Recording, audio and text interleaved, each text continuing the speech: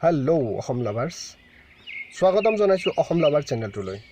মোৰ চেনেলটো please subscribe কৰক আৰু চেনেলটোৰ ছাবস্ক্ৰাইব কৰাৰ লগতে কাষতে থকা বেল আইকনটো প্ৰেছ কৰি পেলাই অল বুলি ছিলেক্ট কৰক, যাতে মই বনোৱা সকলো ভিডিঅ'বোৰৰ আগতীয়াকৈ আপোনালোকে ন'টিফিকেশ্যন পায়। ধন্যবাদ। তেন্তে ব'লক আজিৰ ভিডিঅ'টো ষ্টাৰ্ট কৰোঁ। ভিউৱাৰ্ছ, মই এই লাও হামদানি বনাই থৈছোঁ, য'ত লাও গুটি লগোৱাৰ পিছত গছ হ'ব, এইটো কাৰণে ষ্টেণ্ড। আৰু মই কমপ্লিট আধা বিঘা মাটি লগাইছোঁ। তেন্তে ব'লক আমি পোনপটীয়া কৰি গুটিবোৰ লগাই লওঁ। এই গুটিটো কোম্পানী হৈছে বাংলাদেশী প্ৰডাক্ট, ইয়াৰ হাইব্ৰিড জাত হয়। ইয়াৰ দামটো পেকেটৰ ওপৰতে আছে। পাৰ পেকেটত 50 টকাৰ গুটি থাকে। এতিয়া গুটি লগাওঁ।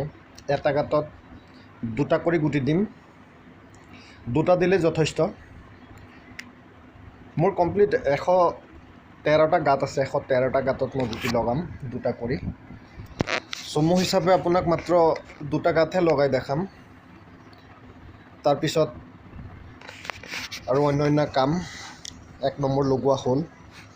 এতিয়া 2য় নম্বৰটো, আগতে মাটিটো প্ৰস্তুত কৰি থৈছিলোঁ সাৰ দি পেলাই, য'ত নেকি মই সাৰ DAP, চুপাৰ আৰু গোবৰ সাৰ মিশ্ৰণ কৰি পেলাই দি থৈছিলোঁ এসপ্তাহমান আগত। তাৰপিছত আজি গুটি ৰুইছোঁ। গুটি ৰোৱা সম্পূৰ্ণ হোৱাৰ পিছে হ'বলগীয়া কামখিনি বা কৰিবলগীয়া কামখিনি হৈছে, লাও গছটো ঠিক 3-4 দিন পিছত গুটিৰ পৰা ফুটি ওলাব। ফুটি ওলোৱাৰ পাছত কেনেকুৱা হ'ব সেইটোও মই ইয়াতে জোৰা দি থৈছোঁ।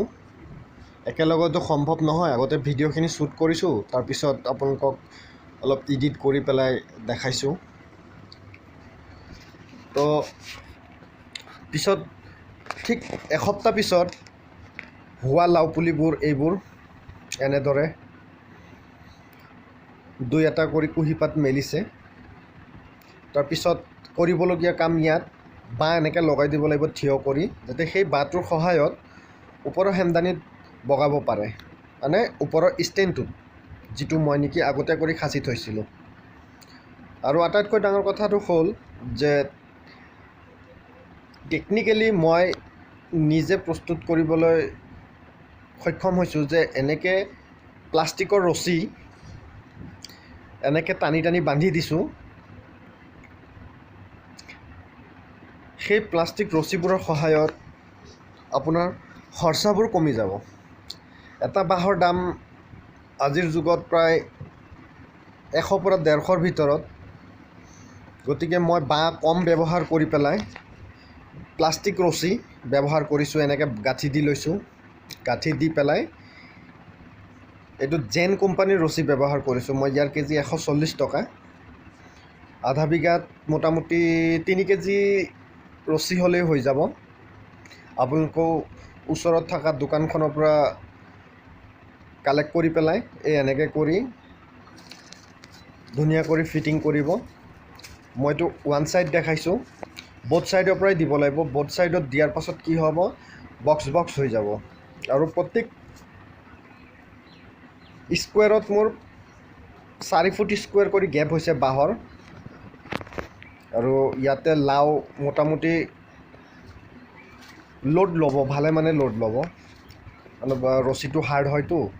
গতিকে এনেকৈ কৰি বনাওক আৰু লাও পুলি ডাঙৰ হোৱালৈকে ৱেইট কৰক। আহি আছোঁ, লাও পুলি ডাঙৰ হোৱালৈকে আহি আছোঁ, ৱেইট কৰক আপোনালোকে।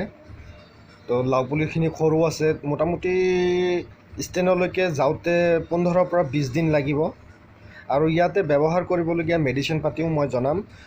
তো মোৰ চেনেলটো ছাবস্ক্ৰাইব আৰু লাইক কৰিবলৈ নাপাহৰিব প্লিজ।